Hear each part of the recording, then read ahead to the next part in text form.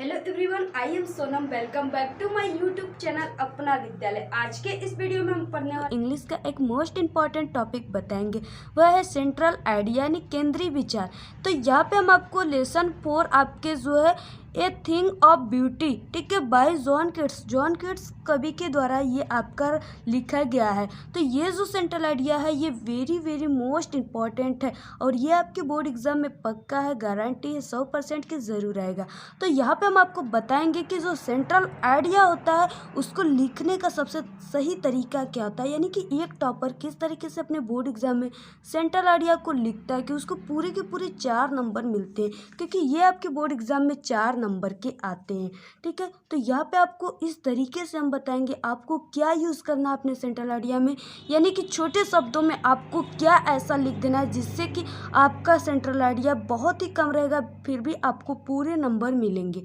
और यहाँ पे हम बिल्कुल आपको सरल तरीके से बताएंगे, बिल्कुल इस तरीके से हम आपको बताने वाले जैसे एक टॉपर्स लिखता है और उसे फुल मार्क्स मिलता है। ठीक है, अगर जो तरीका हम बता रहे हैं इस तरीके से आप लिखेंगे तो आपकी एक भी नंबर सेंट्रल आइडिया पे नहीं कटेंगे, क्योंकि ये इज ए टॉपर स्टूडेंट। आप हमारे टॉपर की वीडियो हमारे अपना विद्यालय यूट्यूब चैनल पे देख सकते हैं। ठीक है, तो यहाँ पे हम आपको बताएंगे कि आप अपनी सेंट्रल आइडिया में 4 चांद लगाने के लिए, यानी कि ऐसा क्या आप लिखेंगे कि टीचर आपको देखकर बिल्कुल उसी वर्ड को देखकर आपको पूरे नंबर दे दे।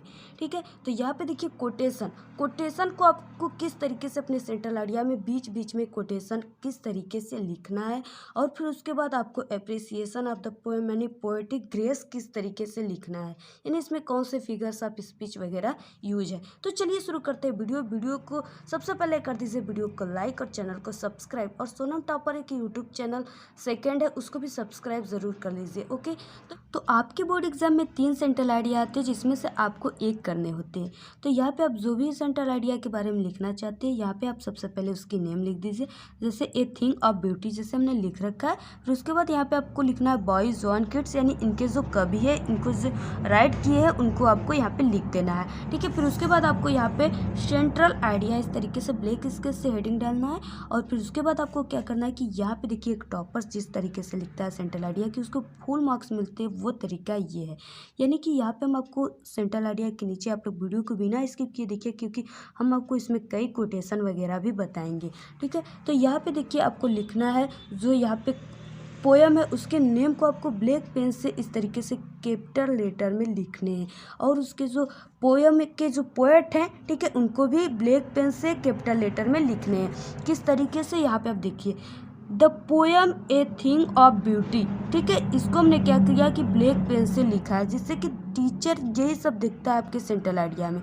ठीक है, आप कम लिखें अधिक लिखें ये नहीं देखता, आपके सिर्फ तरीका को देखता है। The poem A Think of Beauty is composed by great British romantic poet John Keats। यानी कि ये कहा गया कि इस कविता में जो कवि है, ठीक है, जॉन किट्स हैं, उन्होंने सुंदरता के बारे में वर्णन किया है। In this poem, the poet mostly describe about a beautiful things is a source of joy, and what pleasure does a beautiful things give us।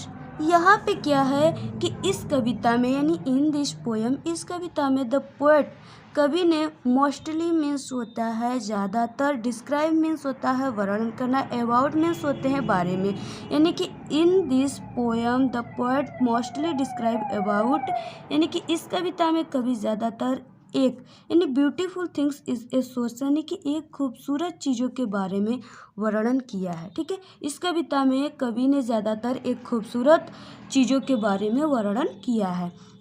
Is a source of Joy. ठीक है, यहाँ पे कहा गया है कि जो खुशी का स्रोत है, मीन्स कि जॉय मीन्स क्या होते हैं, खुशी, और सोर्स मीन्स स्रोत होते हैं, तो जो कि क्या है एक खुशी की स्रोत है।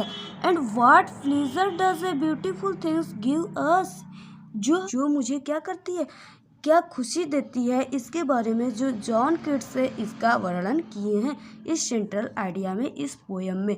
फिर उसके बाद आपको क्या करनी है, देखिए किस तरीके से आपको कोटेशन लिखनी, जो इम्पोर्टेंट बात है आपको वो यहाँ पे ध्यान देनी है। देखिए अपने सेंट्रल आइडिया में 4 चांद लगाने के लिए, अपने सेंट्रल आइडिया को बिल्कुल बेस्ट करने के लिए आपको कुछ कोटेशन लिखने थे, जैसे हमने यहाँ पे लिख रखा है beauty is everywhere in the world. यहाँ पे कहा गया कि सुंदरता दुनिया में हर जगह है। ठीक है, इस तरीके से आपको लिख देना है, जिससे जो टीचर है वो रूबरू हो जाएगा आपके सेंट्रल आइडिया को देखकर, और आपका एक भी नंबर सेंट्रल आइडिया पे वो कभी नहीं काटेगा, ये मेरा 100% गारंटी है।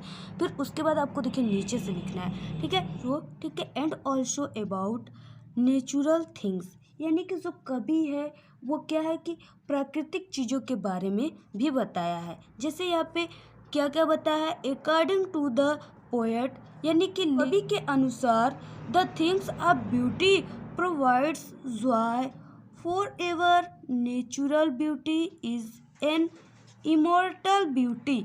यहाँ पे क्या कहा गया है, अकॉर्डिंग टू द पोएट, कवि के अनुसार सुंदरता की चीज़ें हमेशा के लिए आनंद प्रदान करती है। ठीक है, जो यहाँ पे सुंदरता की चीज़ें है वो हमेशा के लिए आपको क्या करती है, आनंद प्रदान करती है। यहाँ पे जॉय मीन्स क्या होते हैं, आनंद, और यहाँ पे फॉर एवर मीन्स होते हैं सदैव, यानी हमेशा के लिए होते हैं। ठीक है, यहाँ पे natural beauty is an immortal beauty, यानी कि जो नेचुरल ब्यूटी होता है, प्राकृतिक सुंदरता होती है, वो एक अमर यानी कि शाश्वत सौंदर्य है। ठीक है, शाश्वत यानी एक अमर सुंदरता होती है, यानी कभी भी ये नष्ट नहीं होती है। विकास ब्यूटी नेवर डाइज, क्योंकि जो ब्यूटी है वो कभी भी सुंदरता नष्ट नहीं होती। ठीक है, कभी भी मरता नहीं है, जो प्राकृतिक सुंदरता कभी भी नष्ट नहीं होती है। यहाँ पे देखिए एक कोटेशन हमने यूज़ किया जो कि बहुत ही इंटरेस्टिंग और रोमांटिक है, वो है truth is beauty and beauty is truth. इसकी जो अर्थ है वो है कि सत्य ही सौंदर्य है और सौंदर्य ही सत्य है। The theme of poem is nature, beauty and youth. यहाँ पे क्या है कि कविता का विषय प्राकृतिक सौंदर्य और युवा अवस्था से है, क्योंकि युवा अवस्था में लोग काफ़ी सुंदर दिखाई देते हैं। ठीक है, तो इस तरीके से अब देखिए आपको क्या लिखना है, ये है आपके इम्पॉर्टेंट बातें। अब इसके बाद देखिए आपको क्या डालना है, यहाँ पे पोएटिक ग्रेस। क्या डालना है, पोएटिक ग्रेस मीन्स होता है कविता अनुग्रह, यानी कविता का अनुग्रह क्या होता है, ये देखिए आपको कोई नहीं बताएगा। यूट्यूब पे आप खोजते रह जाएंगे, आपको ऐसी ट्रिक और टिप्स कहीं नहीं मिलेगी। इसलिए आप लोग वीडियो को लाइक और चैनल को सब्सक्राइब और कमेंट करना बिल्कुल ना भूलिएगा। यहाँ पे देखिए फर्स्ट जो रहा वो है poet mostly describe about the natural beauty.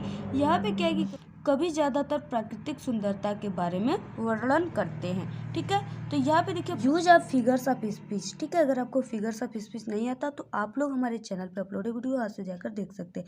अब यहाँ पे आपको पहचाना कि इस जो कविता है उसमें कौन सा फिगर्स ऑफ स्पीच यूज है। तो यहाँ पे देखिए जैसे मेटाफर यूज है। ठीक है, मेटाफर मीन्स होता है रूपक अलंकार। इसमें जैसे वर क्यूट, ठीक है, वर क्यूट जो है वो इसमें मेटाफर का यूज है। फिर उसके बाद यहाँ पे एलिट्रेशन जो है यानी कि अनुप्रास अलंकार में स्लीप स्वीट, ठीक है, मधुर नींद जो है वो एलिट्रेशन यानी अनुप्रास अलंकार यहाँ पे यूज है। ठीक है, तो ये हो गए सेंट्रल आइडिया लिखने की सबसे असली तरीका। इस तरीके से अगर आप लोग सेंट्रल आइडिया लिखते बोर्ड एग्जाम में पूरे के पूरे नंबर मिलेंगे।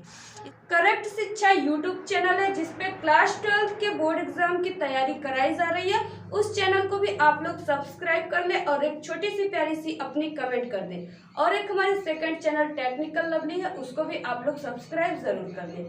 तो आज के इस वीडियो में इतना ही। आपको वीडियो कैसा लगा? अगर वीडियो पसंद आए तो एक बड़ा सा लाइक कर दे, चैनल को सब्सक्राइब करके बेल आइकन को जरूर प्रेस कर दे। Thank you, all the very best, bye bye.